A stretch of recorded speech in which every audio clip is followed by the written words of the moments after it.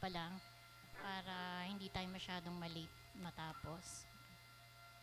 Reminder lang po, silent mode po ang ating mga cellphones para mas maintindihan po nating mabuti yung message.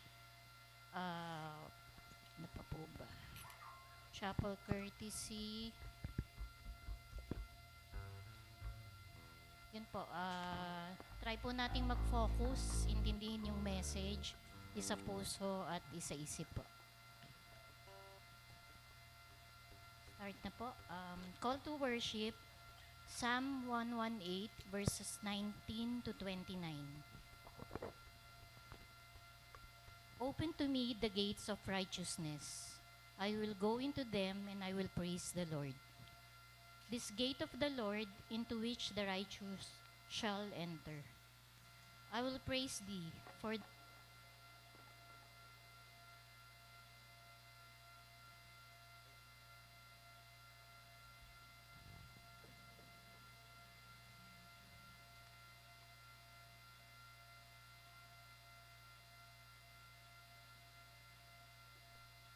praise. I will praise thee, for thou hast heard me, and art become my salvation.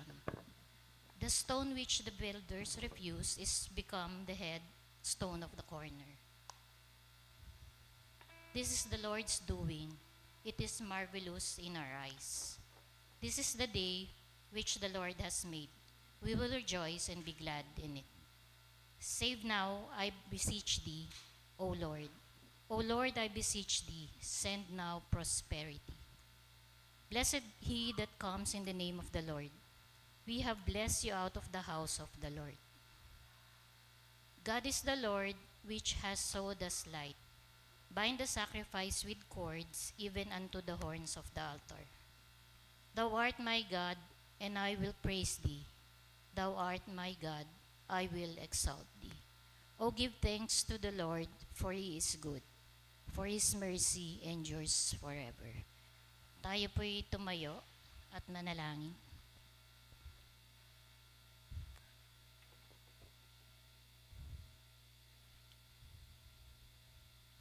Panginoon, maraming salamat po sa umagang ito. Kami po'y muli ninyong ginising at nakarating po ng ligtas dito.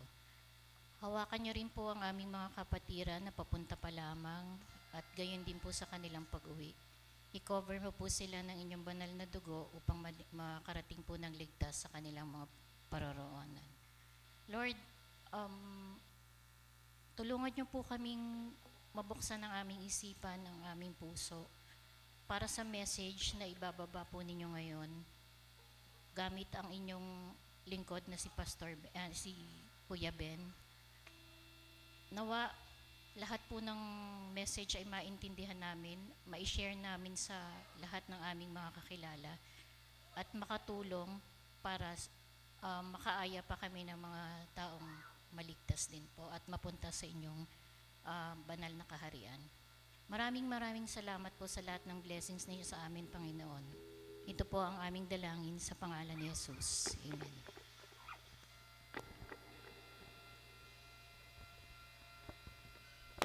Tayo po ay pamumunuan ng music team at ni Brother JC para sa worship songs. Gandang umaga po sa lahat. Ligayang Pasko po sa lahat. Advance. Merry Christmas po. Awitan po natin ang ating Panginoon.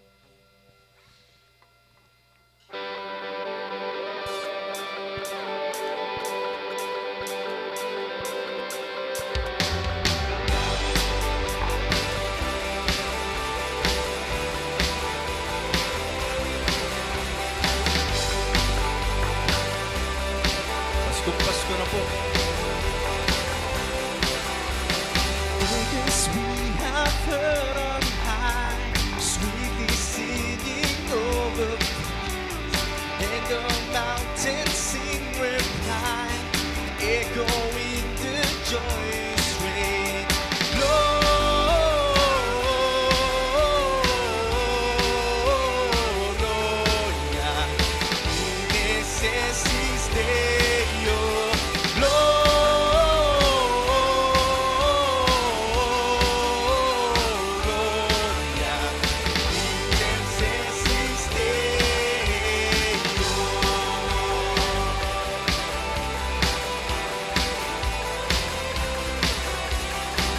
shepherds right is jubilee. Why your joy you stray from long? Why a glad tidings speak, which inspire your heavenly song? Gloria,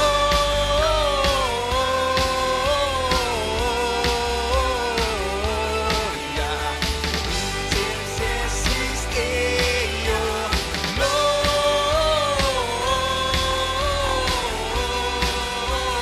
Gloria, excelsis Deo.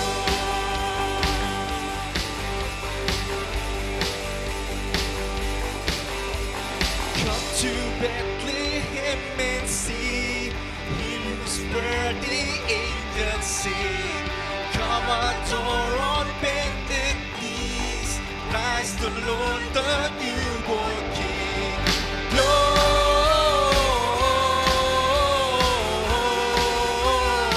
Gloria, excelsis Deo. Gloria,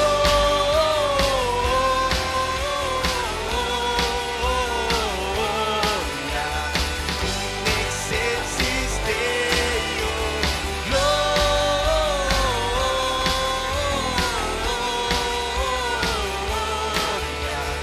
in excelsis Deo. Gloria,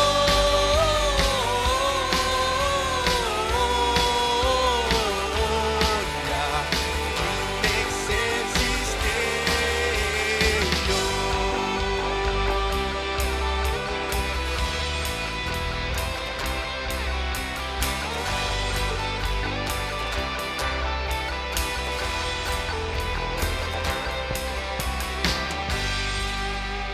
Palakpakan po natin ang ating Panginoon. Merry Christmas po ulit. Awitin po natin ang Joy to the World.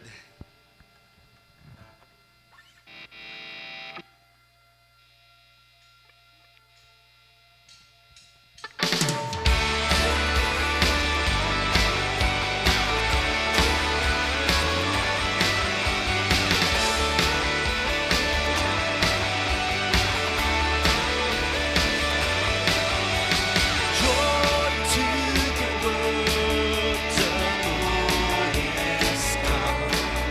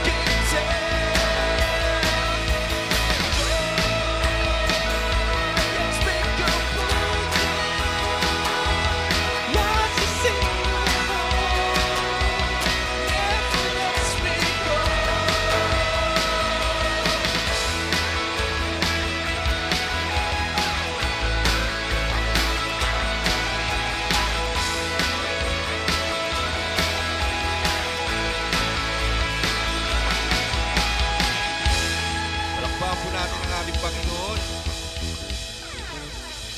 Bigable joy, lalo na po malapit na po ang Pasko. Ngayon naman po ay atin pong worship ang ating Panginoon. In our hearts, in our minds, let's communicate the Lord, for He is holy forever.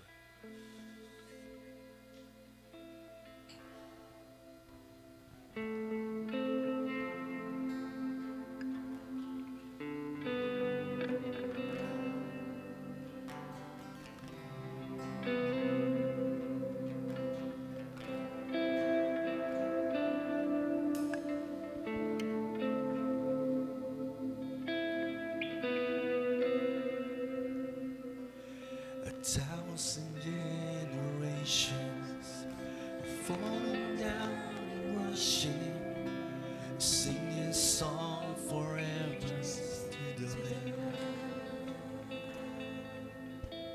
And all who've gone before us, and all who will believe, will sing the song of ages to the Lamb.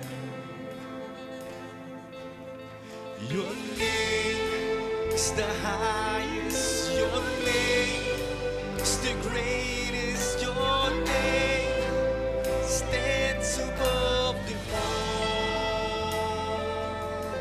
all thrones and dominions, all powers and positions, your name stands above them all, and the angels cry.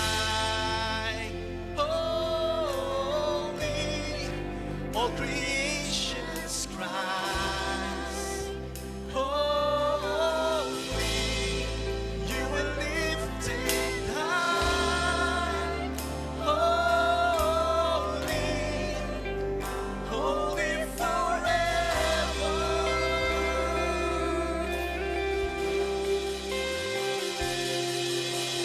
If you've been forgiven, you've been redeemed, sing this song forever to the Lamb.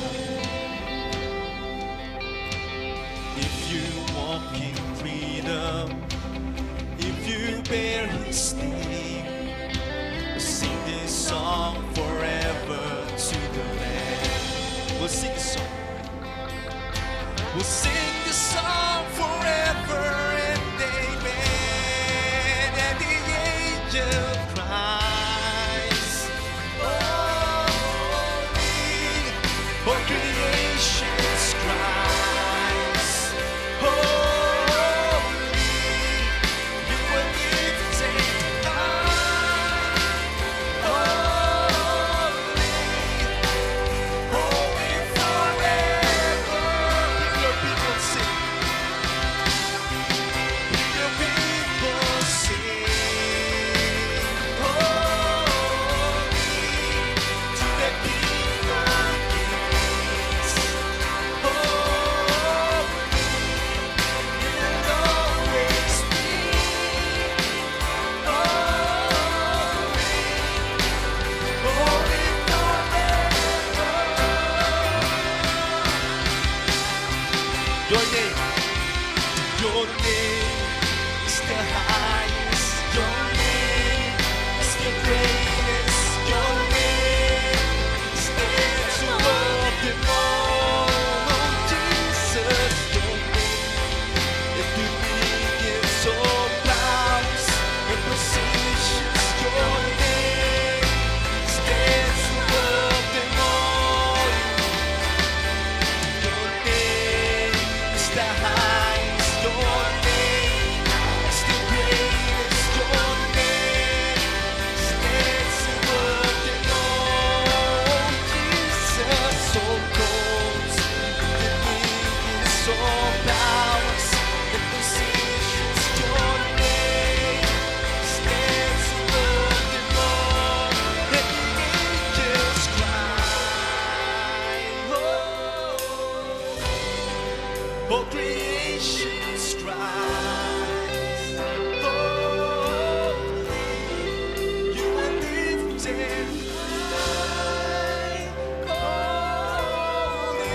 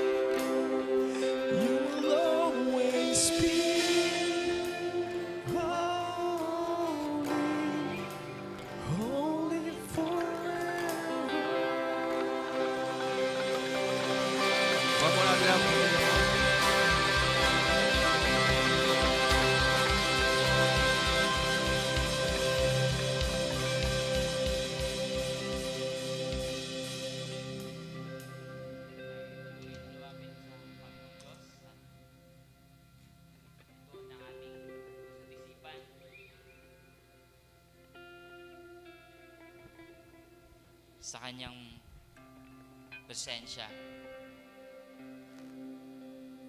Panginoong Diyos, kami po ay nagpupuri sa inyo. Patuloy namin kayong tinataas bilang aming Hari, aming Panginoon. Dakila, banal, mabuti, at aming tagapagligtas. Mahabagin sa lahat ng pagkakataon at tapat sa inyong mga pangako. O Diyos, narito kami muli. Kakasama bilang isang katawan ni Kristo. Maawit sa inyo na isang boses. Nananalangin na may isang puso at isipan, Panginoon, upang sabihin sa inyo, salamat. Maraming salamat, Panginoon, sa napakaraming biyaya na pinapagkaloob niyo sa amin. Ano sa pagkakataong ito, Panginoon, na malapit nang magtapos ang isa na namang taon, Panginoon. Napakarami pong kabutihan na ibinuhos niyo sa amin. Kahit marami din, Panginoon, maging yung mga bagay na hindi pa namin napapansin, hindi namin napag-isipan, hindi namin napagtanto na isang mabuting bagay o hindi pa namin talagang na-appreciate, Panginoon. At regardless, Panginoon, salamat sa lahat. Isang bagay ang nakakatiyak kami, maunawaan man namin o hindi, Panginoon, kayo kumikilos ng patuloy para sa aming kabutihan. Kaya salamat o Diyos. Sa bawat dagok, sa bawat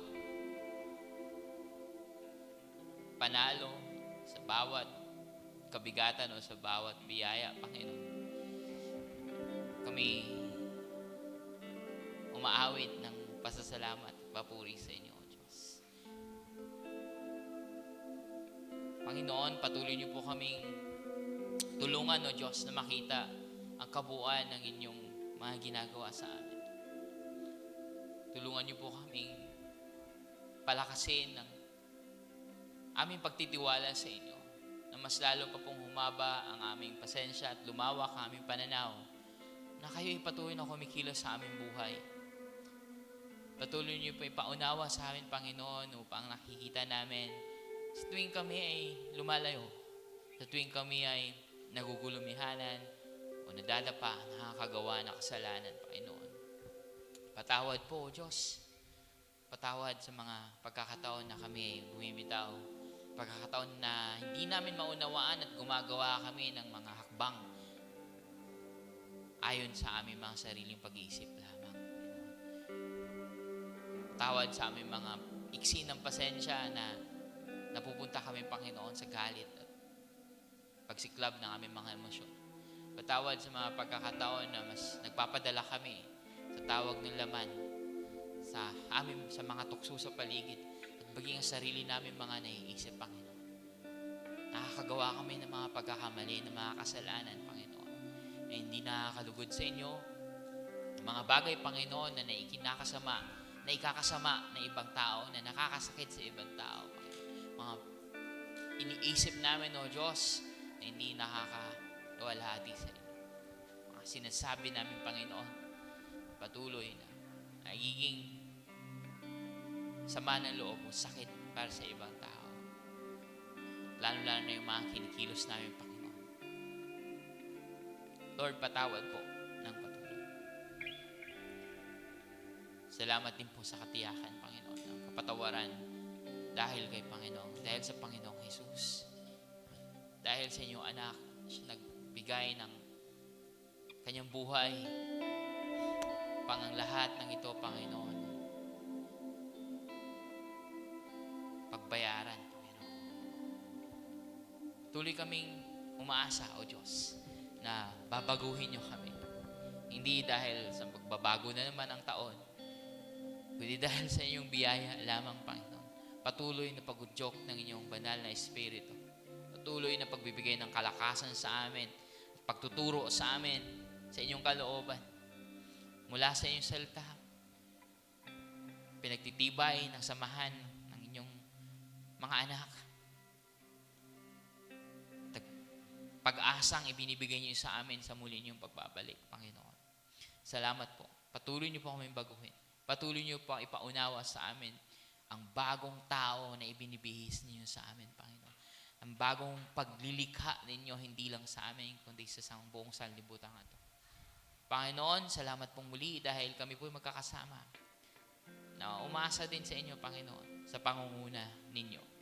Pang aming simbahan ay patuloy na lumalim sa pagkilala sa inyo, pagsunod sa inyo, at paglilingkod sa paghahayag ng inyong pangalan. O Diyos, magamit po ang aming mga kalakasan, aming sama-samang presensya, sama-samang mga pera, sama-samang mga panahon, sama-sama mga pag-iisip. Iba-iba man ng mga karakter, iba-iba man ng mga kagalingan, katalinuhan, kakayanan. Pero bilang isang katawan, Panginoon, narito kami. Muling gamitin niyo po para sa panibagong taon na parating. Or ngayon pa lang, Panginoon. Pinagpapasalamat namin sa inyo ang mga plano, ang mga ipinapakita niyo po sa amin ng mga mangyayari pa sa sunod taon, gagawin pa namin. Na pinahayag niyo po sa amin. Salamat po. Gamitin niyo pong bawat miyembro ng katawan ninyo upang may sa katuparan, Panginoon, ang misyon ninyo sa amin. Sa komunidad, maging sa aming mga kanya-kanyang mga buhay, pamilya, tahanan. Ganon din po, Panginoon, mga tahanan, Panginoon. Patuloy niyo pong bigkisin, O Diyos. Patuloy niyo pong pag-isahin sa pag-ibig ninyo, ang kalooban ninyo ang maghahari. Ang pag-ibig ninyo ang maghahari, Panginoon, sa bawat relasyon na naroon sa tahanan.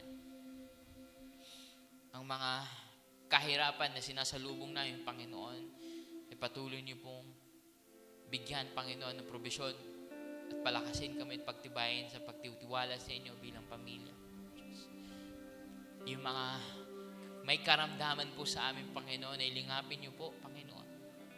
Paranas niyo po sa kanila na kahit sa gitna ng kasiyahan ng mundong ito, hindi po nila kailangang malungkot o panghinaan palalo. Dahil merong Diyos at nasa tabi nila. Merong Diyos na hindi lang kagalingan ang kayang ibigay, kundi kapayapaan, katiyakan, kalakasan sa anumang pagkakataon. Diyos na paggagalingan ng lahat ng kabutihan kahit sa ano pa mang karamdaman o karanasan na pagdaanan namin dito sa mundo. Kung inyo pong lulubin, Panginoon, pagalingin niyo po sila. Bigyan niyo po sila pa ng kalakasan ng panibago at pag-asa, Panginoon, na kayo po ay para sa kanilang kabutihan. Kayo po ay para sa kanilang kagalingan, kaligtasan, Panginoon. Maging ang mga mahal namin sa buhay, Panginoon, hindi pa nakakilala sa inyo. O Diyos, tawagin niyo po sila, Panginoon. Hindi po kami makapagligtas sa kanila, O Diyos. Ngunit gamitin niyo rin po ang aming pag-abot sa kanila. Gamitin niyo po ang aming relasyon sa kanila. Aming mga ginagawa, aming mga sinasabi, iniisip para sa kanila. Paglilingkod na maging tulay ito, Panginoon. Na makita nila na may pag-asa. Na may dakilang Diyos na nagmamahal sa kanila. Diyos, tinataas din po namin, hindi lang ang makakilala namin, maging maraming tao na hindi pa kumikilala sa inyo sa bansang ito at sa mundong ito, Panginoon. Gamitin niyo po ang lahat, Panginoon, ng kumikilala sa inyo, mga disipulo ninyo, Panginoon. Paabutin ng mga taong ito. Iproklama, ipahayag na may naghaharing Diyos, na may naghaharing Kristo sa mundong ito. Na gamit ang aming boses at mga basic, aming mga salita at aming mga ginagawa, Panginoon, sa paglilingkod, paglalakad, paglalakbay, at sa ano pa mang ginagawa namin, Panginoon, makita nila that merong maihayag na katotohanan o pag-ibig o kabutihan ng Diyos sa lahat ng pagkilos namin sa mundong ito. Maging sa ano pa mang lupalop, Panginoon, ng buhay namin, ano mang bahagi Maging sa bansang ito, Panginoon, na hindi na matapos-tapos ang problema. Nasa gitna ng lahat ng kaguluhan, lahat ng mga banta, lahat ng mga takot, lahat ng korupsyon, lahat ng pagbagsak ng sistema at moralidad, Panginoon. Narito kayo, naghahari, kumikilos, nakabukas ang puso at kamay upang tanggapin ng sino mang maninikluhod, tumalikod sa kasalanan, isuko ang buhay sa inyo. Nariyan kayo, Panginoon, na magbibigay ng pag-asa at kaligtasan sa aming lahat. Panginoon, gamitin niyo po kami para ipahayag ang inyong pangalan sa mundong ito, sa bayang ito, sa mga taong hindi pa kumikilala sa inyo. O Diyos, gamitin niyo rin po ang umagang ito para patibayin kami ng patuloy. Paliwanagin kami sa aming puso't isipan ng mga katotohanan ninyo. Mula po sa inyong tagapagsalita, dumaloy po nawa, Panginoon, yung pagkilos sa aming mga puso't isipan. Lord, nais namin kayong marinig. Nais kayong patuloy na sambahin. Sa inyo pong aming buong buhay. Baguhin niyo po kami, Panginoon. Maraming salamat po. Mahal namin po kayo. At mas lalo po naming nararanasan na mahal ninyo kami. Nataas po namin ang lahat ito sa pangalan ni Jesus. Amen. Amen.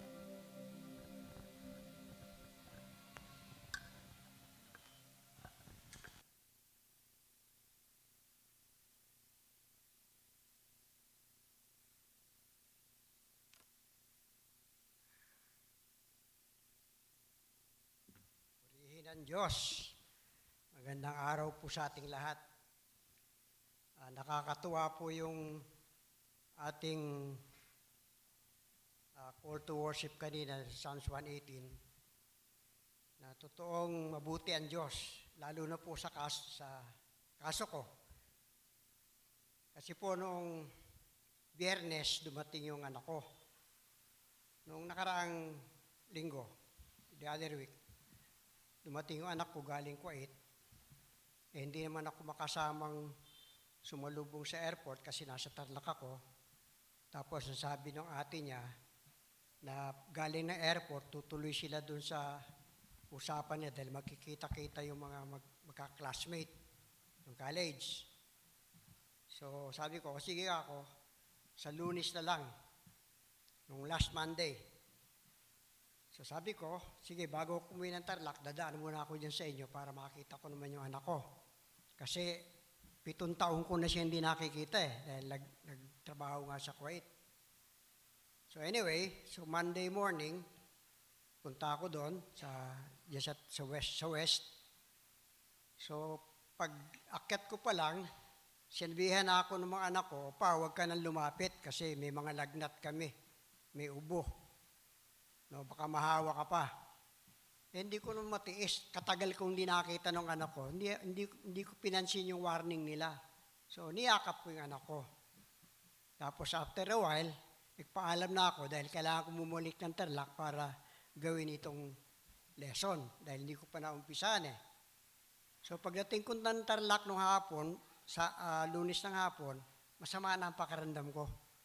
Pero ako hindi. Kailangan kong gawin ito. So, pinagtiyagaan ko. Nag-umpisa ako magsulat nung Lunes hanggang gabi. Tapos tumigil ako nung hindi ko na kaya.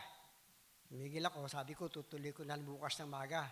Pag igi-igi ng pakiramdam ko. The following morning, Martes, lalong sumama ang pakiramdam ko. So, tinawagan ko na yung apo ko. Sabi ko, pakibili mo ako ng Pocari Sweat. Baka ako na-dehydrate ako. So, kailangan ko may correct yung electrolyte imbalance. So, pinainom ako ng Alaxan at nagpahinga ako ng konti. Paggising ko nung hapon ng Martes, tinuloy ko na yung paggawa naman ng lesson kasi kailangan ko matapos ng Martes para ako kinabukasan, Merkules, ma-encode ko at maipadala ko sa anak ko kay BJ para mai-print. Latan-lata pa rin ako ng Martes ng hapon paggising ko. But anyway, pinilit ko din magawa. Kahit konti, nakapagsulat ako, Following morning, Merkules, medyo gumanda ang pakiramdam ko. So, tinuloy ko yung pagsusulat hanggang gabi. Then, kay bukasan ng Huwebes, nag-umpisa na ako mag-encode. Kailangan ko sa computer para maipadala ko kay BJ para ma-print. Wala akong printer eh. Huwebes ng maaga, sabi ko, nagdesisyon ako, mag-hot bath. Pagising ko ng maaga, pakulo akong tubig, ligo, umpisa na ako mag-type. Yun namang computer ko ang nagloko. Yung keyboard, yung caps key, nag-stuck. Kahit anong sungkit ko, ayaw bumalik. So, ang nangyari, makikita nyo, ayun yung umpisa, may small letters, tapos dumating yung point na nag-caps lock siya, ayaw bumitaw, puro capital. So, yung Huwebes, dinila ko sa computer shop yung aking keyboard. Wala naman pong problema, sabing ganun, tinesting nila, pinakita sa akin. Nag-small cap ng all caps. O, di kumpiyansa na ako. So, uwi ko ng bahay, sinaksak ko ulit sa computer, nakapag-type ako ng konti, tapos eto na naman, ayaw na naman bumitaw. So, sabi ko, hindi bali, sige, puro all caps na lang para matapos na. So, natapos ko ng Biyernes. So, late na. Nung mai-forward ko kay BJ, late na, hindi niya na pwedeng ipakopya. Sabi ko, hindi balik ako, gawa mo lang ako ng copy, magagamit ko, at saka na natin ipamimigay ang handout. Kaya pag paumanin na ninyo, wala muna po tayong handout. God willing, next year, next Sunday, magagawa na po yung handout. Okay? So, manalangin po tayo. Panginoon, nakakatuwa po talagang isipin ang kabutuhan mo sa amin, Lord. Bagamat kadalasan hindi namin ito napapansin. Yung mga mumuting bagay na ginagawa mo sa buhay namin, Diyos. Salamat po, Lord God, na maging sa aming mga pangailangan ay nandiyan ka lagi upang umantabay. And you carry us through, Panginoon, through the days and through all the days, Heavenly King, even the days that are yet to come. Kaya po, Lord, hiling po namin ngayon ang iyong pamamatnubay, ang pagbubukas na aming mga kaisipan at puso, ang bless mo sa amin ng Banal na Espiritu, ang pagpuspos mo sa amin, Panginoon, ng Banal na Espiritu, upang manamdam po namin mabuti ang aming mapag-uusapan, maging bahagi ng pamumuhay namin, at maging gabay po namin, maging sa aming paghihintay sa iyo, Lord. Salamat po, Diyos, pagpalain po ang lahat ng bahagi ng worship service na ito, Panginoon, dahil ito iniaalay namin sa iyong kapurihan, sa iyong kadakilaan. Salamat po, Diyos, sa ngalan ni Jesus. Amen. Praise the Lord. Ang tema po natin sa buwan na to ay Proclaiming the King. At ang akmang-akma ang team natin sa panahon ng Kapaskuhan, Proclaiming the King. So, pagpapahayag sa hari. Paano nga ba natin ipahayag ang pagkahari ng Panginoong Hesus? Sino nga ba si Hesus sa mundo, sa buhay natin? At ano yung tungkol sa Kanya na dapat nating ipahayag? And that's what we'd like to look at this morning. From the opening verse of the Old Testament up to the end of the New Testament, Jesus is being proclaimed. Ipinapahayag si Jesus ng buong Biblia. Balikan natin ang makapahayagan sa Kanya sa Lumang Tipan. Ito pong tatalakay natin yun ay karagdagan na lamang dahil tinalakay na po natin kung sino si Jesus ng mga nakaraan pong araw. Right from the start, Jesus is being proclaimed. As Genesis 1:1-2 says, in the beginning, God created heavens and the earth. Now the earth was formless and empty. Darkness was over the surface of the deep, and the Spirit of God was hovering over the waters. The scriptures is unmistakably clear. It is God who created everything we see, and even what we do not see, like the air that we breathe, or the Holy Spirit in us, sa ating mga mananampalataya, guiding us and leading us to a life that brings glory to God. Despite what other people say, despite what atheists say, God created the universe. This has been the subject of continuing debates, the reality of the triune God, one God in three persons. From Genesis 1 and 2, we only read about God and the Spirit of God. Other Old Testament scriptures point to the coming king, one who will come later, but only in the New Testament is Jesus, the Son of God, being named. Hindi pinangalanan si Jesus sa lumang tipan. Makikita po natin ang pangalang Jesus sa bagong tipan. Let's review now who we are proclaiming according to the Old Testament. Psalms 24:1-2. The earth is the Lord's and everything in it. Ang lahat ng bagay sa mundong ito at ang mundo mismo ay sa Diyos. The world and all who live in it, pati tayo'y pag-aari ng Diyos. For He founded it upon the sea and established it upon the waters. Ito po ang ating ipinapahayag. Ang lahat sa mundong ito ay pag-aari ng Diyos, hindi pag-aari ng tao. Tayo mismong tao, pag-aari ng Diyos. Siya nagbigay ng buhay sa atin, siya din ang may karapatang kumuha ng buhay na yan. The Lord owns us, and therefore, our loyalty should only be to Him alone and to no one else. Isaiah 9:2. The people walking in darkness have seen a great light. On those living in the land of the shadow of death, a light has dawned. Jesus is declared to be the light that makes our path visible. Siya ang tanglaw natin. Isaiah 9:6. For to us a child is born, to us a son is given, and the government will be on his shoulders, and he will be called Wonderful Counselor, Mighty God, Everlasting Father, Prince of Peace. Ipinapahayag ng lumang tipan, siya ang Ama, siya ang Diyos, siya ang prinsipe ng kapayapaan. Daniel chapter 7 verses 13-14. In my vision at night, I looked, and there before me was one like the Son of Man, coming with the clouds of heaven. He approached the Ancient of Days and was led into His presence.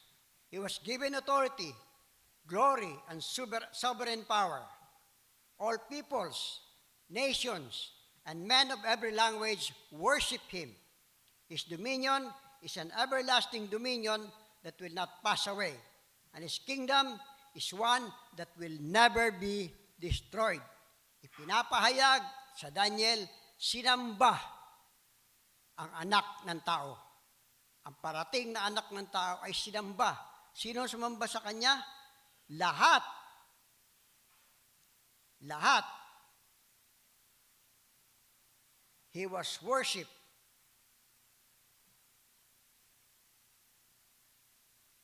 Immediately we'll notice that He is no ordinary man, for only divinity can ride the clouds. In fact, whenever the phrase coming in the clouds is used either in the Old Testament or the New Testament, it always refers to divinity. Isaiah 25 verse 9, in that day they will say, surely this is our God. We trusted in Him and He saved us. This is the Lord. We trusted in Him. Let us rejoice and be glad in His salvation. Pinapahayag ng lumang tipan, siya ang tagapagligtas. He is our Savior. Isaiah 43 verse 10, part 1 at hanggang 11.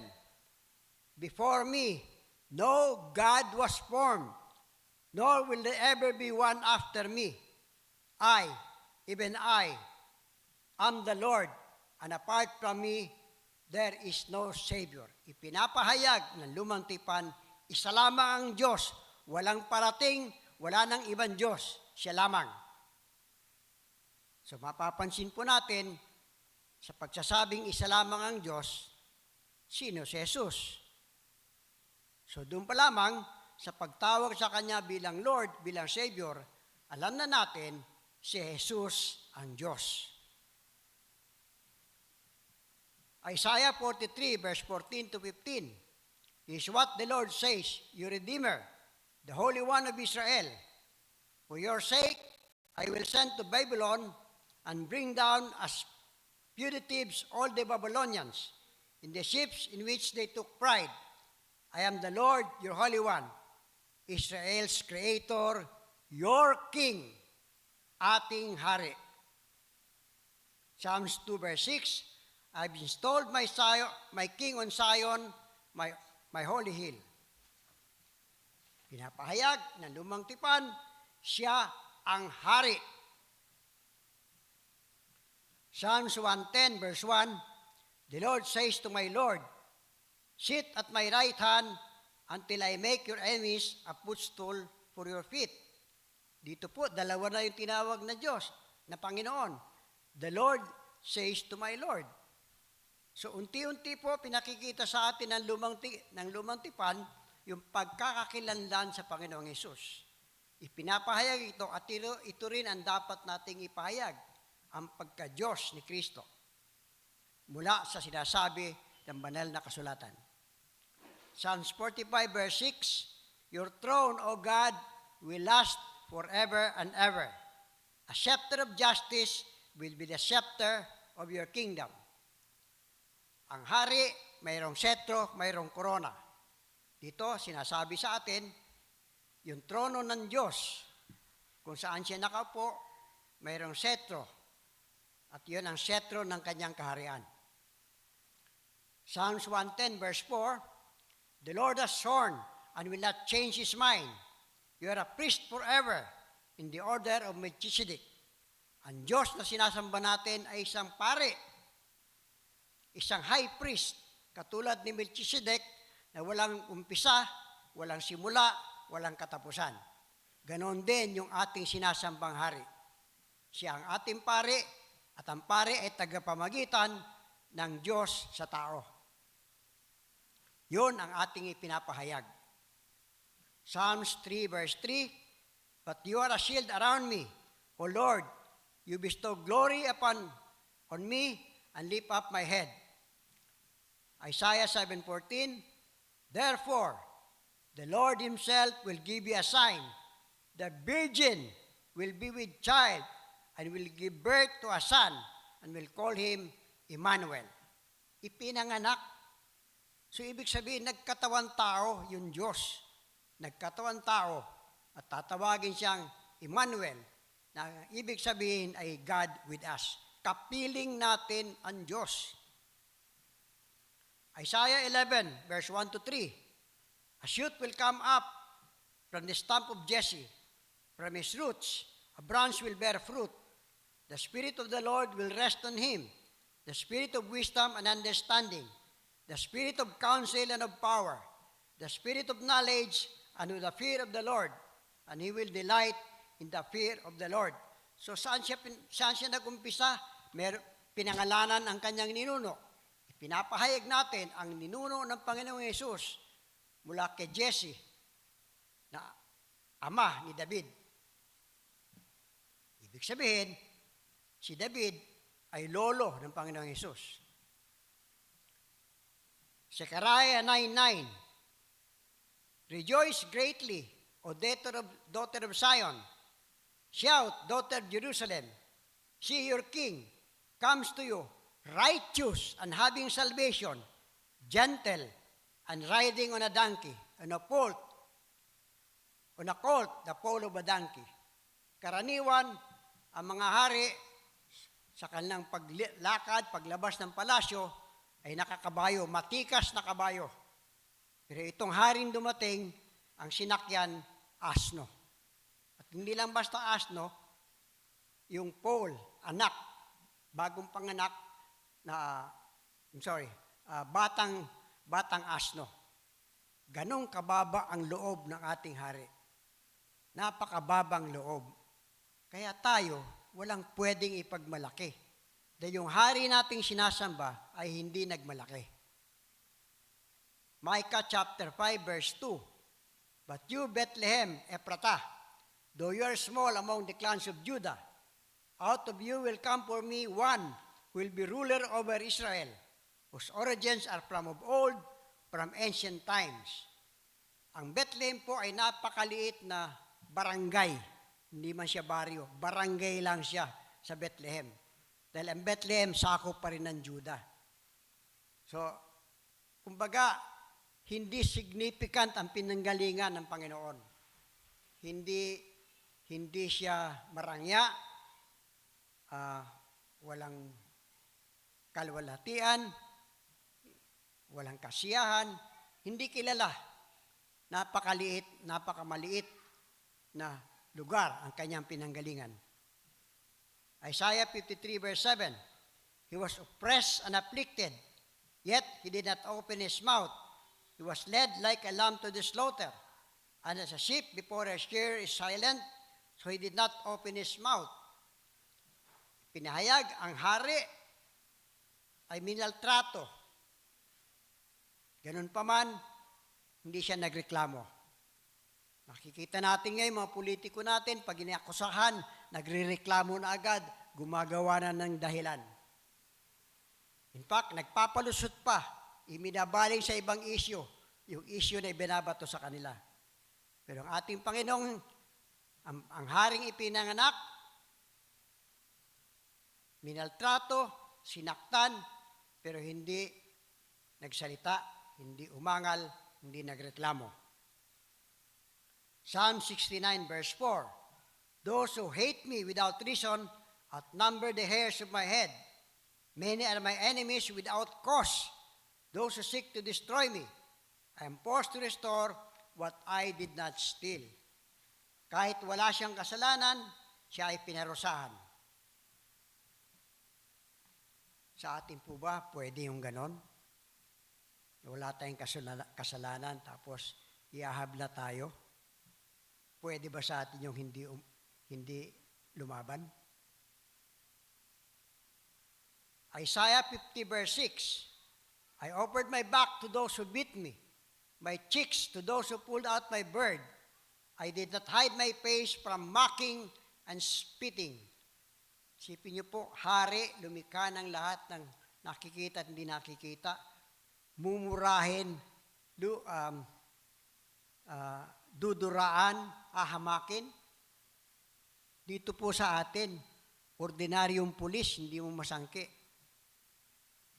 Na hindi mo pwedeng tapakan yung paa ng pulis. Isaiah 53 verse 9, He was assigned a grave with the wicked and with the rich in his death, though he had done no violence, nor was any deceit in his mouth. Ito po yung ating haring sinasamba na dapat nating ipahayag. Sa kabila ng pagiging hari, hindi siya naging bayolente, walang kasinungalingang lumalabas sa kanyang mga labi. Psalm 16 verse 10 and 49 verse 15. Because you will not abandon me to the grave, nor will you let your Holy One see decay. God will redeem my life from the grave. He will surely take me to Himself.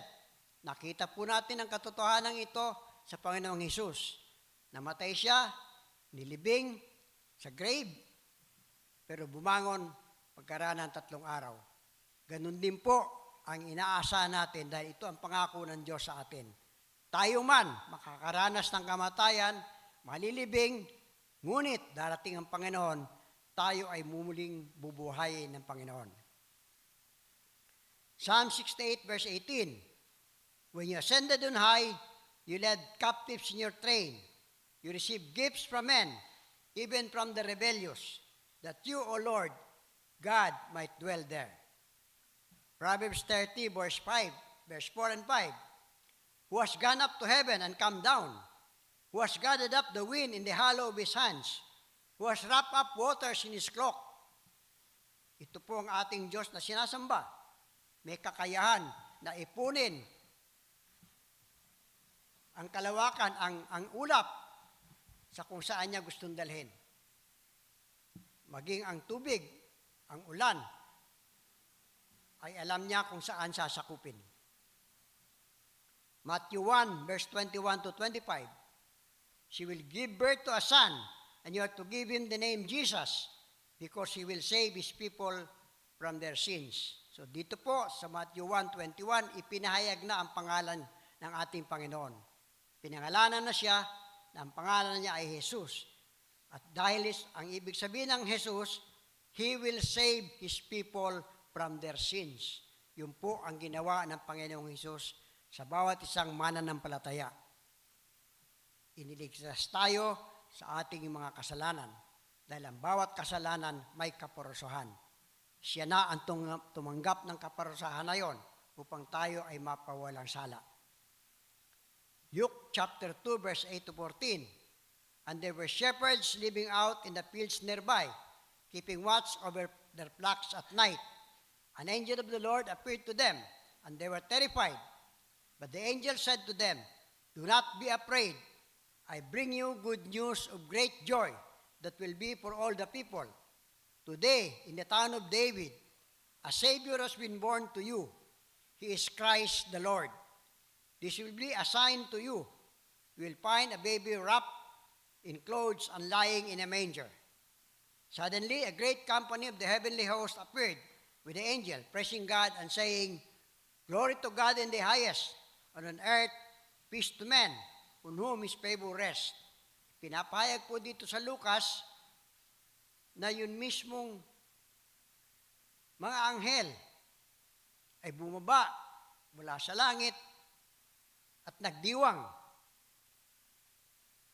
Kapuna-puna po dito na ang unang pinagpakitaan ng Panginoon ay yung mga shepherds, mga pastol. Tapos sinasabi po sa atin dito, they were out in the fields, keeping watch over their flocks at night. So, ibig sabihin, ang Panginoong Hesus ipinanganak ng gabi. At ipinanganak siya ng maalinsangan. Kasi, yung mga pastol, nandun sa labas, kasama yung kanilang mga tupa.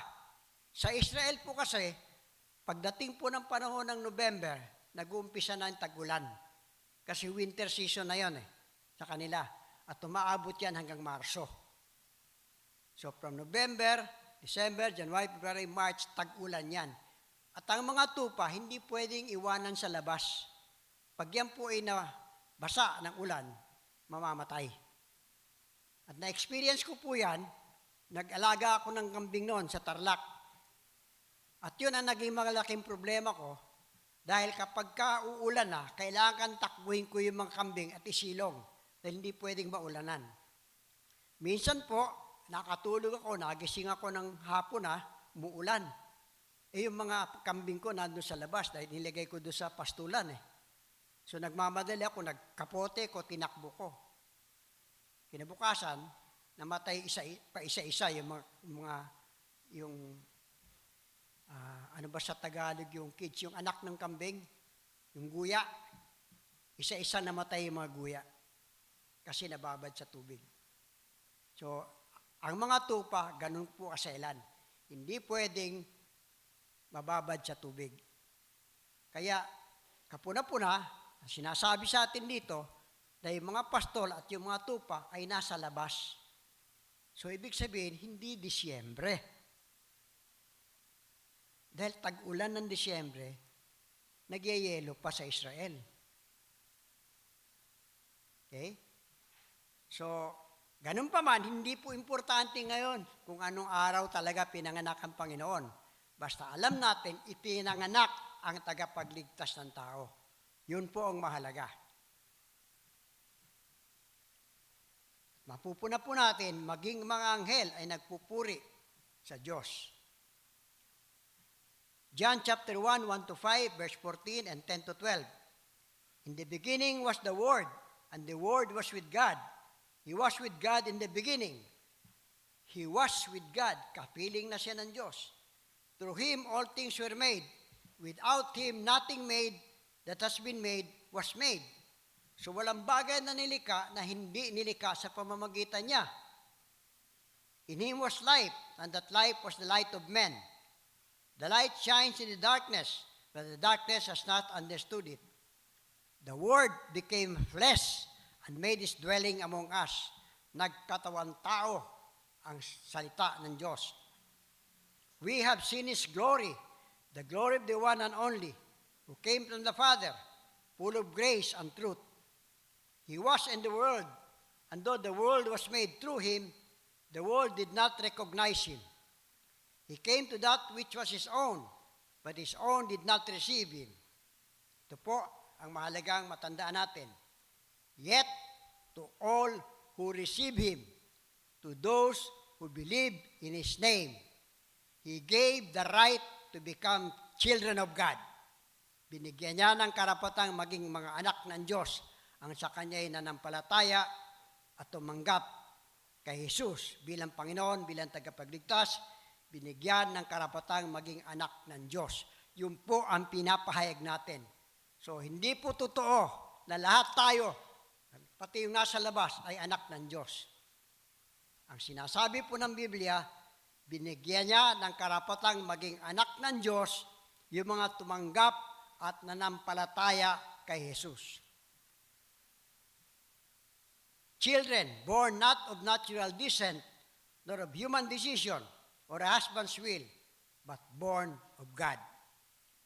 Anak tayo ng Diyos, pinanak tayo sa Diyos. Tayo na nanampalataya at tumanggap kay Jesus bilang Panginoon at tagapagligtas. Yun po ang dapat nating ipinapahayag. John 8:58, I tell you the truth, Jesus answered, before Abraham was born, I am. Jesus did not mince words in declaring who he was, contrary to claims that Jesus never did claim to be God. Lalo na po yung mga Muslim, sinasabi nila, o saan sa Biblia sinasabi ni Jesus na Diyos siya? Binabaliwala po nila ang mga salitang ito. Nasabi ni Jesus, before Abraham was born, I am. Bago pa man ipinanganak si Abraham, samantalang si Abraham ilang libong taon bago si Jesus. And yet, before Abraham was, I am. Sabi ni Jesus. John chapter 10, 28-30. I give them eternal life, and they shall never perish. No one can snatch them out of my hand. My Father who has given them to me is greater than all. No one can snatch them out of my Father's hand. I and the Father are one. Pansinin muna po natin to. Sabi sa pangalawang verse, no one can snatch them out of my hand. Si Jesus po nagsasalita nito. Sabi niya, walang makapag-aalis sa inyo, sa atin, sa kamay niya. Tapos sabi niya, my Father was given to me is greater than all. No one can snatch them out of my Father's hand. Di ba sabi niya, walang mapaghiwalay sa atin sa kamay ng Diyos. Pagkatapos sinabi niya, walang mapaghiwalay sa inyo sa kamay ng Ama. Di po ba parang contradiction? Maliban na lamang kung si Jesus at ang Ama ay isa. Who but God can assure us of eternal life? Walang makakapagbigay katiyakan sa atin ng buhay na walang hanggan maliban sa Diyos. Pero sinasabi ni Jesus, I give them eternal life. So sino si Jesus? Note also that Jesus said, no one can snatch them out of my hand, and no one can snatch them out of my Father's hand. John chapter 5, verse 17-18. Jesus said to them, my Father is always at work to this very day, and I too am working. For this reason, the Jews tried all the harder to kill him. Not only was he breaking the Sabbath, but he was even calling God his own Father, making himself equal with God. Sabi po ni Jesus dito, my Father is always at work. Diyos nagtatrabaho. To this very day, sabi ni Jesus, hanggang sa panahon na to, nagtatrabaho ang Diyos. At ako din, nagtatrabaho, sabi niya. Di po ba, parang, it's very strange to think that God is working.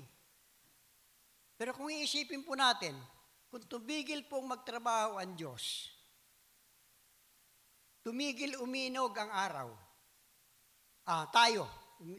tumigil uminog ang mundo sa palibot ng araw, ano mangyayari sa atin? Ano po kaya mangyayari? So, bigyan po natin ng bagay mga kaisipan na yan. Kung tumigil magtrabaho ang Diyos, ano ang mangyayari sa sangkatauhan? Mark chapter 1:24. What do you want with us, Jesus of Nazareth? Have you come to destroy us? I know who you are, the Holy One of God. Masamang espiritu po ito, kumilala kay Jesus bilang Holy One of God. Matthew 12, verse 8. For the Son of Man is Lord of the Sabbath. Yung anak ng tao ay Panginoon ng Sabat. Matthew 14, verse 33. Those who were in the boat worship Him, saying, Truly, you are the Son of God. Ipinapahayag po ng bagong kasulatan na yung mga disipulo ay sinamba si Jesus at sinabing, tunay, ikaw ang anak ng Diyos. Ito po ang pinapahayag natin. Si Jesus ang Diyos na dapat sambahin ng sangkatauhan. Acts chapter 2, verse 36. Therefore, let all Israel be assured of this. God has made this Jesus, whom you crucified, both Lord and Christ. John chapter 1:29. The next day, John saw Jesus coming toward him and said, Look, the Lamb of God who takes away the sin of the world. Ang tupa ng Diyos na nag-aalis ng kasalanan ng buong mundo. Ito po si Jesus. John 8, verse 12. When Jesus spoke again to the people, He said, I am the light of the world. Whoever follows me will never walk in darkness, but will have the light of life. John 17, 1-5. After Jesus said this, He looked toward heaven and prayed, Father, the time has come. Glorify your Son, that your Son may glorify you. For you granted Him authority over all people, that He might give eternal life to all those you have given Him. Now this is eternal life, that they may know you, the only true God, and Jesus Christ, whom you have sent. I brought you glory on earth by completing the work you gave me to do. And now, Father, glorify me in your presence with the glory I had with you before the world began. Luwalhatiin mo ako, Ama, yung luwalhati sa presensya mo, yung kaluwalhatian na nasa akin bago pa man nag-umpisa ang mundo. So may luwalhati na sa Jesus, kaluwalhatian galing sa Diyos bago pa man lalangin ang mundo. John 5:19-23, Jesus gave them this answer, I tell you the truth, the Son can do nothing by Himself. He can do only what He sees the Father doing, because whatever the Father does, the Son also does. For the Father loves the Son, and He shows Him all He does. Yes, to your amazement, He will show Him even greater things than this. For just as the Father raises the dead and gives them life, even so, the Son gives life to whom He is pleased to give it. Moreover, the Father judges no one, but has entrusted all judgment to the Son, that all may honor the Son, just as they honor the Father. He who does not honor the Son does not honor the Father who sent Him. Ang sino mang hindi nagpapahalaga sa anak ay hindi nagpapahalaga sa Ama. Kaya po napakahalaga na kilala natin sino ba si Jesus. Ephesians 1:20-23, which He exerted in Christ when He raised Him from the dead and seated Him as His right hand in the heavenly realms, far above all rule and authority, power and dominion, and every title that can be given, not only in the present age, but also in the one to come. God placed all things under His feet and appointed Him to be head over everything for the church, which is His body, the fullness of Him who fills everything in every way. 1 John 4:14, And we have seen and testify that the Father has sent His Son to be the Savior of the world. Ito po yung kapahayagan ng mga apostol. Sabi nila, nakita namin and we testify the Father has sent His Son to be the Savior of the world. Nakita nila. 1 John 1:13, that which was from the beginning, which we have heard, narinig namin, which we have seen with the eyes, nakita ng aming mga mata, which we have looked at and our hands have touched, nahawakan namin. This we proclaim concerning the word of life. Ito rin po yung ating ipinoproklama. Ito yung ating ipinapahayag. Ang Diyos na nagpakita sa pamagitan ni Jesus ay totoong naparito. Dahil nakita, nahawakan, nakaulayaw ng mga disipulo. We proclaim to you what we have seen and heard, so that you also may have fellowship with us. And our fellowship is with the Father and with His Son, Jesus. Titus chapter 2, 13-14. While we wait for the blessed hope, the glorious appearing of our great God and Savior, Jesus Christ, who gave Himself for us to redeem us from all wickedness and to purify for Himself a people that are His own, His very own, eager to do what is good. Ito daw po tayo. A people of His own, or the very own of God. Eager to do what is good. Totoo po ba sa atin yon? Eager to do what is good. Revelations 21 verse 6, He said to me, it is done. I am the Alpha and the Omega, the beginning and the end. To him is thirsty, I will give drink without cost from the spring of the water of life. Isaiah 13, 9-11.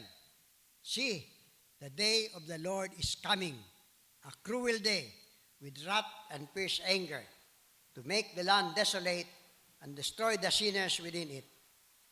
Destroy the sinners within it. The stars of heaven and their constellations will not show their light. The rising sun will be darkened, and the moon will not give its light. I will punish the world for its evil, the wicked for their sins. I will put an end to the arrogance of the haughty, and will humble the pride of the ruthless. Ito po yung judgment ng Diyos. Darating ang panahon ng kanyang pagpaparusa, ng kanyang paghahatol. The wicked for their sins. So what are we proclaiming? Matthew chapter 4, verse 8-11. Again, the devil took him to a very high mountain and showed him all the kingdoms of the world and their splendor. All this I will give you, he said, if you bow down to me and worship me. Jesus said to him, away from me, Satan, for it is written, worship the Lord your God and serve him only. Then the devil left him, and angels came and attended to him. Pinapahayag po natin at dapat nating ipinahayag na ang Panginoong Hesus ay tinukso din. Pinakita sa Kanya ang karangyaan ng mundo. At marami po sa atin nakalulungkot isipin, maging sa panahon natin ngayon, marami po ang nasisilaw sa karangyaan. Hindi na po iniisip ang kapakanan ng iba, ang sarili lamang. Makapangurakot lamang, hindi baling mawalan yung ibang tao. Yung mga tao na talagang hirap na, gumagapang na sa hirap, hindi nila iniisip yon. Ang iniisip lamang nila ang sarili nila. Matthew 28, verse 17, when they saw him, they worshiped him, but some doubted. Ipinapahayag natin na ang Panginoong Hesus ay sinasamba. Luke 24:52, then they worship him and returned to Jerusalem with great joy. Ito po yung mga pastol. Sinamba ang Panginoong Hesus at nagpunta ng Jerusalem upang ipahayag sa ibang tao, dumating na ang tagapagligtas. Hebrews 1, verse 6, and again, when God brings His firstborn to the world, He says, let all God's angels worship Him. Pati mga anghel, sinasamba ang Panginoong Hesus. Acts verse 4, verse 12, salvation is found in no one else, for there is none other name under heaven given to men by which we must be saved. Walang ibang pangalan binigay upang magbigay ng kaligtasan. Salvation is found in no one else, only in Jesus. Ito po ang dapat nating ipahayag. Dahil sa panahon po natin, may nagsasabi na mayroong ibang paraan para maligtas. Gumawa ka ng mabuti, patayo ka ng simbahan, lagyan mo na lahat ng kasangkapan, sustentuhan mo yung simbahan, maliligtas ka. Hindi po yon ang paraan ng kaligtasan. Kung walang pananampalataya kay Jesus, kahit ano pang sakripisyo ang gawin, kahit ano pang buti ang gawin, kung walang pananampalataya kay Jesus, walang kaligtasan. Romans chapter 13, verse 8 to 10. Let no debt remain outstanding, except the continuing debt to love one another. For he who loves his fellow man has fulfilled the law. The commandments: do not commit adultery, do not murder, do not steal, do not covet, and whatever commandment there may be are summed up in this one rule: love your neighbor as yourself. Love does no harm to its neighbor. Therefore, love is the fulfillment of the law. Kung meron po tayong pag-ibig sa puso natin, natupad po natin ang buong batas. Yung 10 Commandments, natupad na natin. Kung meron pong pag-ibig sa puso natin. John 13, 34 to 35. A new command I give you, love one another. As I have loved you, so you must love one another. By this, all men will know that you are my disciples, if you love one another. Sabi po ng Panginoon Hesus, magsipag-ibigan kayo tulad ng pag-ibig ko sa inyo. Paano ba tayo inibig ng Panginoong Hesus? Paano po ba? Handa niyang ibigay ang sarili niyang buhay para sa atin. Tayo po ba? Ano po ba ang pwede nating gawin sa ating kapwa? Bilang pagpapakita ng pag-ibig natin sa Diyos. When Christ commanded his disciples to love one another, he did not simply repeat the Old Testament command to love the neighbor as himself. When he said, as I have loved you. Christ had loved his disciples while he lived, even to the point of death.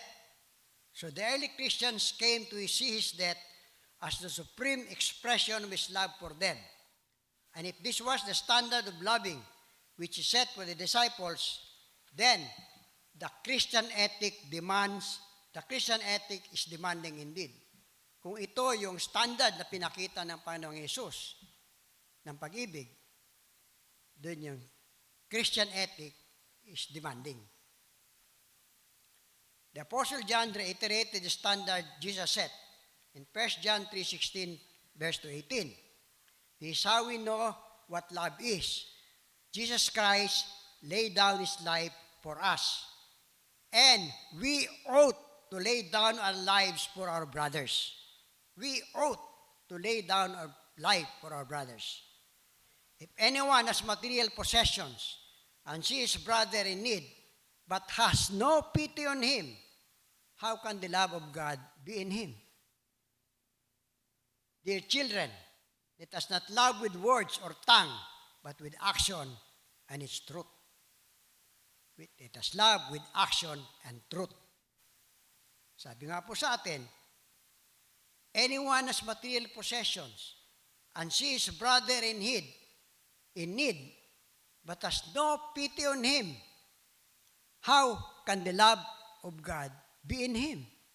Paano niya sasabihin, iniibig ko ang Diyos, samantalang meron siyang kakayahan, nakikita niya yung kapatiran na gumagapang sa hirap, pero wala siyang habag.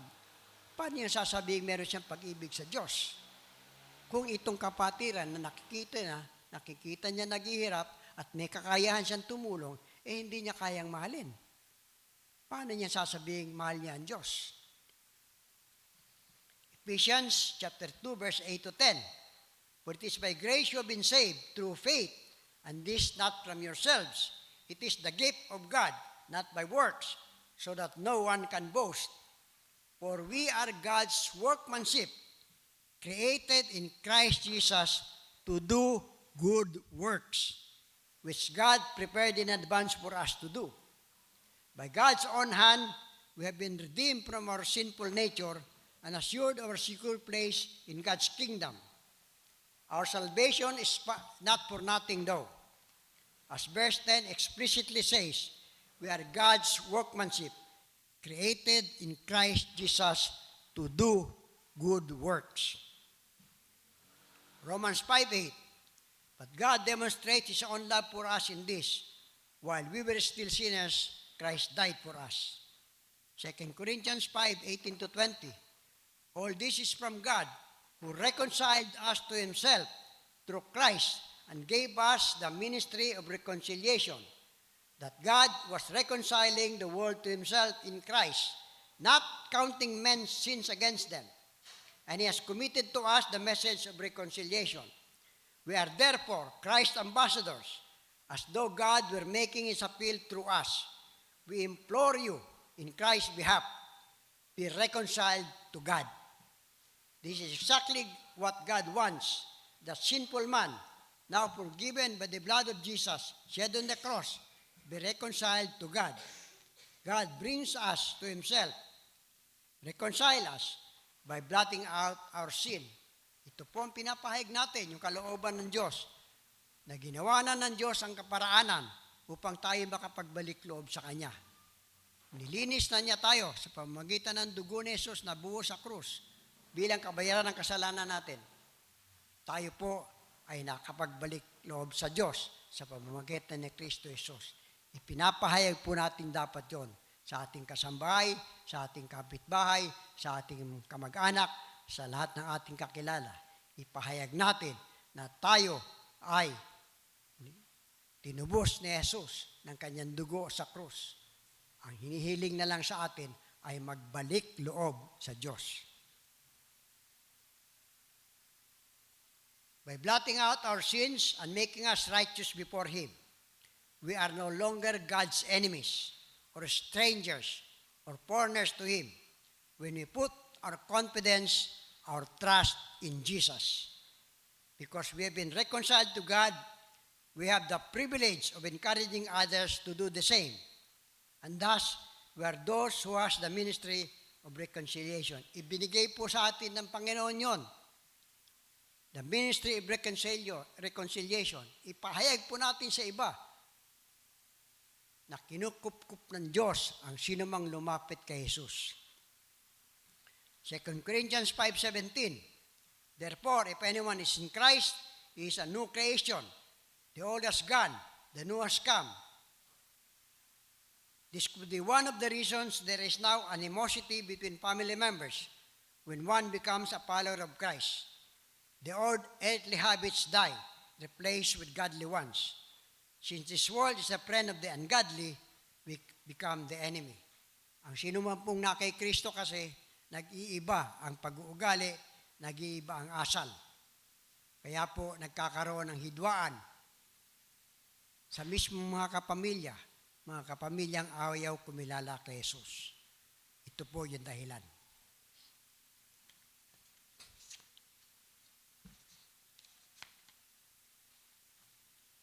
It may not be apparent to us yet at the moment of acceptance, but we will soon notice that we are no longer enticed by worldly pleasures. We can add to our own family. Maaaring hindi po natin napapansin, pero darating yung panahon na hindi na po tayo nasisilaw ng karangyaan ng mundo. Na tayo po ay nagkakaroon ng kapanatagan ng loob sa kabila ng kakulangan. Na tayo po ay nagkakaroon ng kasiyahan sa kabila ng kasalatan. Darating po tayo sa punto na yon kapag patuloy tayong nananampalataya sa Panginoon.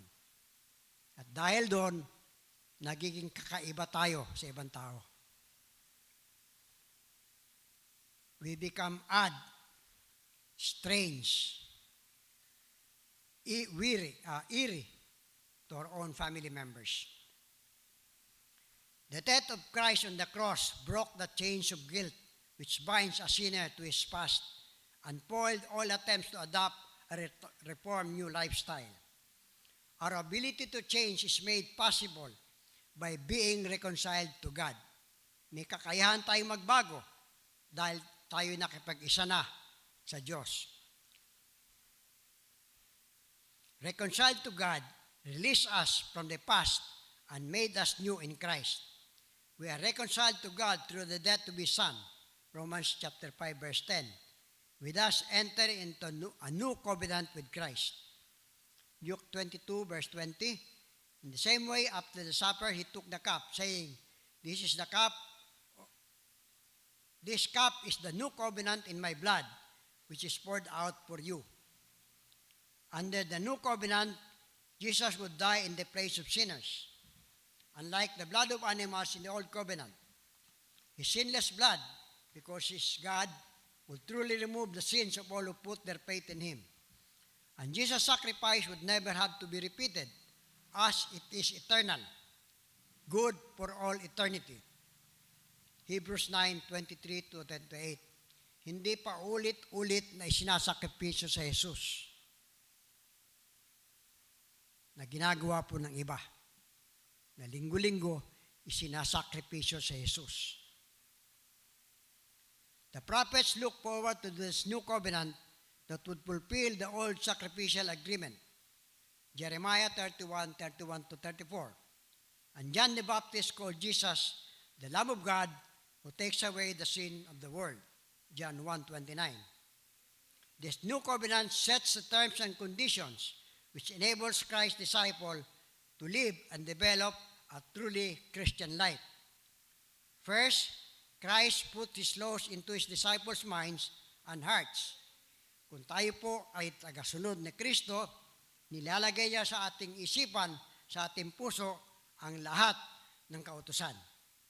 Hebrews 8, verse 10-12.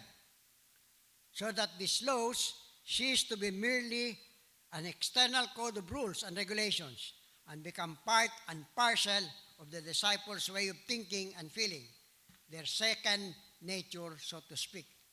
So bahagi po ng ating bagong katauhan ang pagsunod ng bukal sa loob ng galing sa puso. This doesn't mean, however, that Christ's disciples are able to live a perfectly sinless life. Hindi ito nangangahulugan na tayong tagasunod na Kristo ay pwede nang mamuhay ng perfectly sinless life. Hindi po totoo yun. Does it matter then when Christian disciples fail and sin? Of course it matters. Do they lose their salvation and have to start all over again? Nawawala ba ang ating kaligtasan kung tayo nagkakasala? No! It is here that the final clauses of the new covenant come into play. God has foreseen the failure, and Christ's death has already paid the penalty for it in advance. Nakita na ng Diyos yung pagkakasala pang gagawin natin. Kaya ultimong yon ay binayaran na in advance sa pamamagitan ng pagkamatay ni Jesus sa krus. So God can assure Christ's disciples, for I will forgive their wickedness, and I will remember their sins no more. Hebrews 8, verse 12. The disciples must of course confess their failure to God, and God's own guarantee is that if we confess our sins, He is faithful and just and will forgive us our sins and purify us from all unrighteousness. 1 John 1:9. All we need to do is acknowledge, Lord, I'm sorry, nagkasala ako. All we need today to do is confess our sins to God. And He's faithful and just to forgive us. And the Holy Spirit assures us that no further offering of the sacrifice of Jesus or anything else is needed. Hebrews chapter 10, verse 18. 2 Corinthians 5:14-15. For Christ's love compels us, because we are convinced that one died for all, and therefore all died. And He died for all, that those who live should no longer live for themselves, but for him who died for them and was raised again.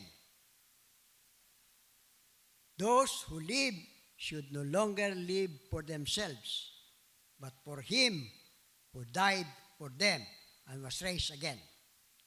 The true disciples of Jesus observe the new ethic of love, gratitude, and moral consistency.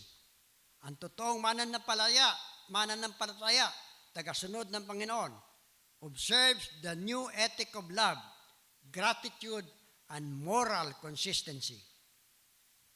1 Corinthians 11:23-26. For I received from the Lord what I also passed on to you.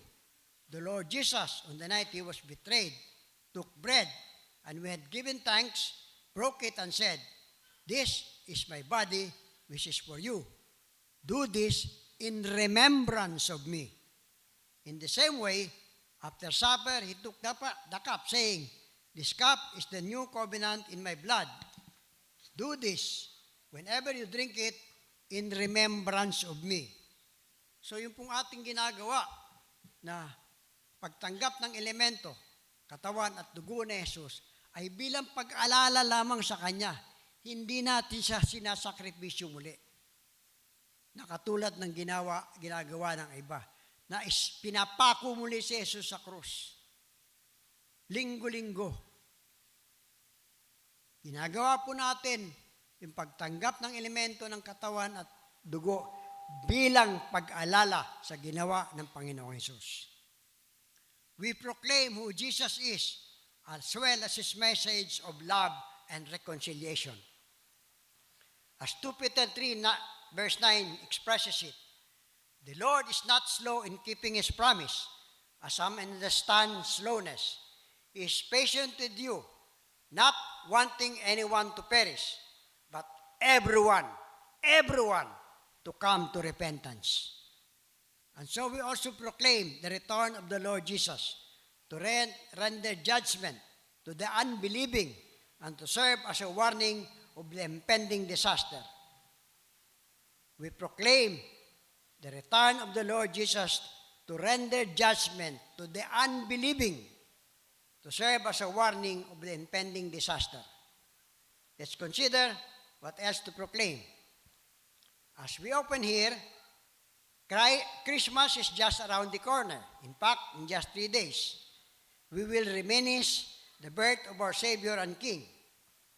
Christmas brings a powerful message of hope through Jesus Emmanuel. His triumph over death isn't just a tale. It is a promise of new beginnings and fresh possibilities for all who believe. The Bible says, all who call in the name of the Lord will be saved. Romans 10:13. All who call in the name of the Lord will be saved. Starting a relationship with Jesus is not about reciting a set prayer. It's about having an open conversation with Him. Let's take a look at our desired destination, heaven. Diba? Ito po yung gusto natin, napunta sa langit. Though most of us are not in a hurry to pass away, hindi naman tayo nagmamadali, di ba? We may have questions about the reality of heaven. The only thing we can know for certain about heaven are things revealed in the Bible. Everything else is speculation and hearsay. We also know from Scripture that there's only one way to heaven, and Jesus is the one and only access to it. There's no other way possible to go to heaven but by the Son of God. Are there sufficient biblical verses that tell us what heaven looks like? Are images of the angels and saints playing the harp while lying on the clouds an accurate depiction of what heaven is? There are 3 heavens described in the Bible. 3 ang pinapahayag ng Biblia na heaven. 1, our immediate atmosphere. Yung kalawakan, na pagtingala natin, kita natin mga ulap, kalawakan. Pangalawa, outer space. Pangatlo, the home of God and Jesus Christ. The first heaven is what is called firmament or sky. Genesis chapter 1, verse 6 to 8, that covers the earth. This is the realm of birds and clouds that surround the entire earth. The second heaven is where the stars and moon reside, as well as the heavenly bodies. This is the space beyond the earth and covers the entire universe. Dito naglalakbay mga spaceship. The third heaven is unseen, at it is the residence of God. 2 Corinthians 12, verse 2. This is also the place the Lord Jesus promised to take his disciples. John 14, 1 to 3. Do not let your hearts be troubled. Trust in God, trust also in me. In my Father's house are many rooms. If it were not so, I would have told you. I am going there to prepare a place for you. And if I go and prepare a place for you, I will come back and take you to be with me, that you also may be where I am. Sabi ng Panginoon, mauna ako, paghahanda ko yung lugar, babalik ako, kakaunin ko kayo, dadalhin ko kayo roon, kung saan inihanda ko ang lugar na para sa inyo. We can then conclude that there is such a specific place as the third heaven, where the throne of God is, and where the angels surrounding his throne sing night and day, Holy, holy is the Lord God. Revelation chapter 4, verse 8. It is always spoken of as being above the first and second heaven. Since the two heavens are actual places observable, there should be no reason for us to assume the third heaven is symbolic. When King David says, I will dwell in the house of the Lord forever, Psalms 23, verse 6, he is saying that God had prepared a place for him in heaven.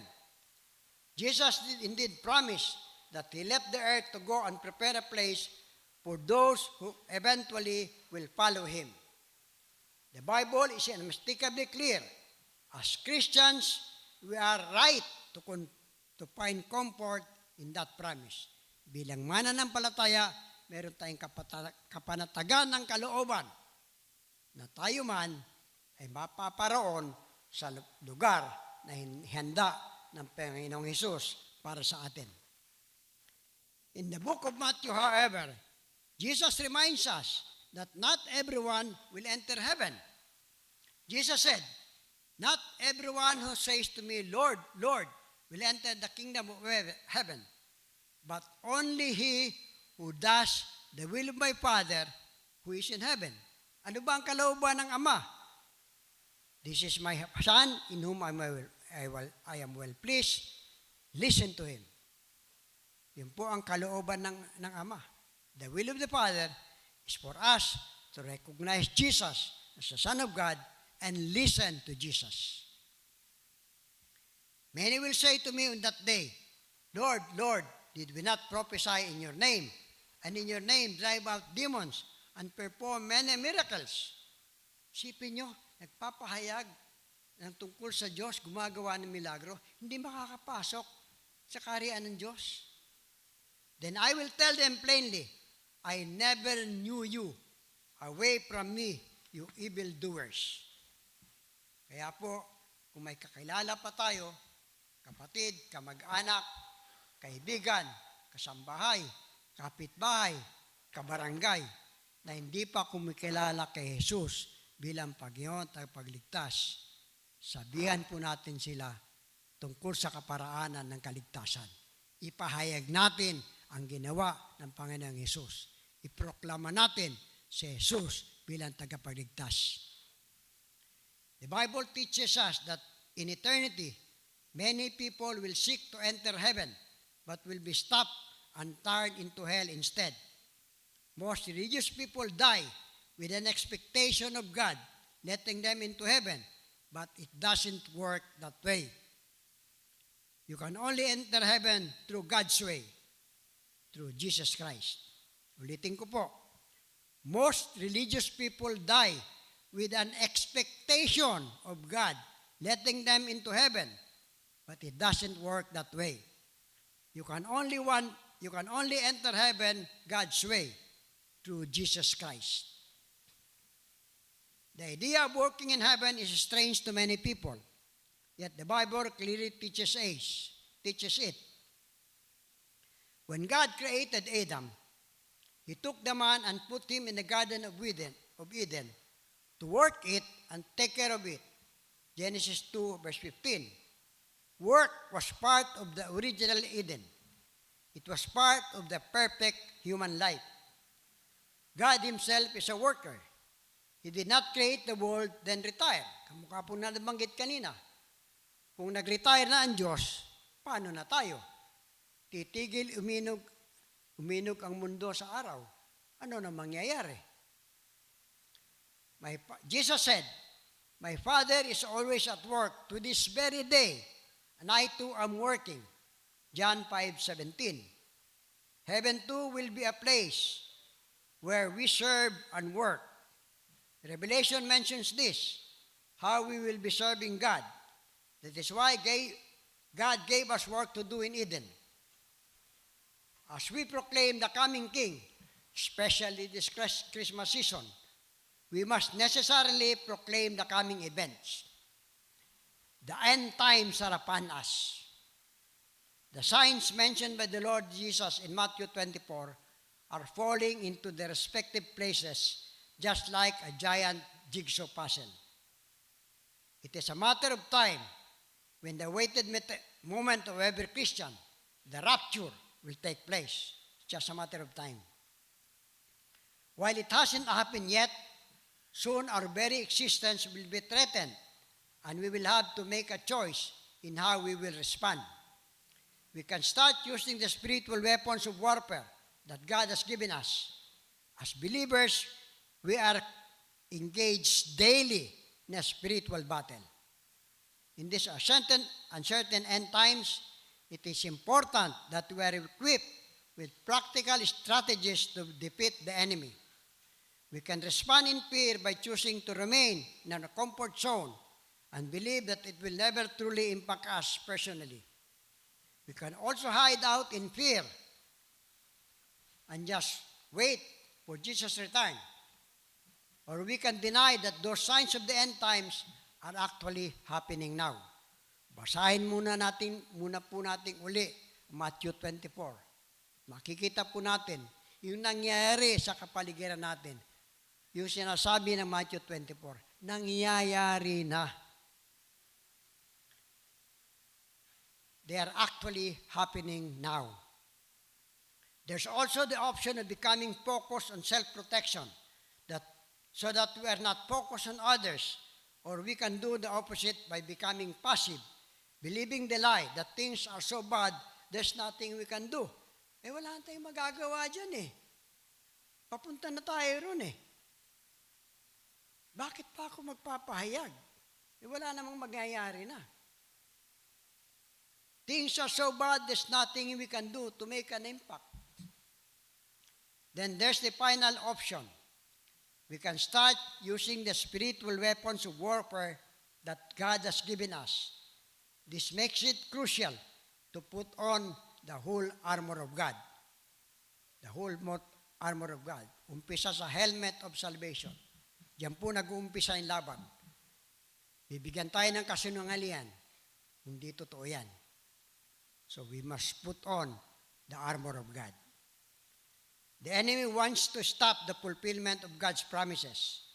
In this uncertain end times, it is important that we are equipped with practical strategies to defeat the enemy. Paano?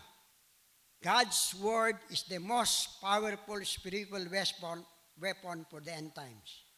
It is important that we use His word to combat the enemy and to all his evil forces in order to overcome evil.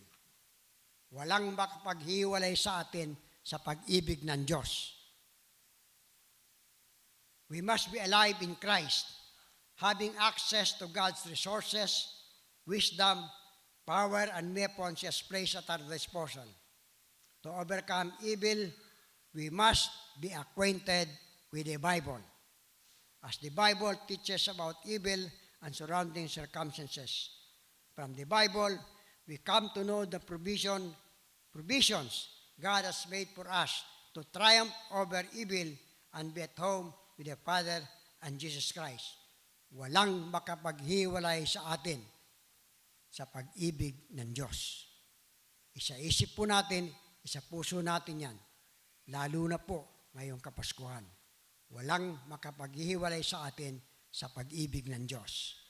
Purihin ang Diyos. To God be the glory.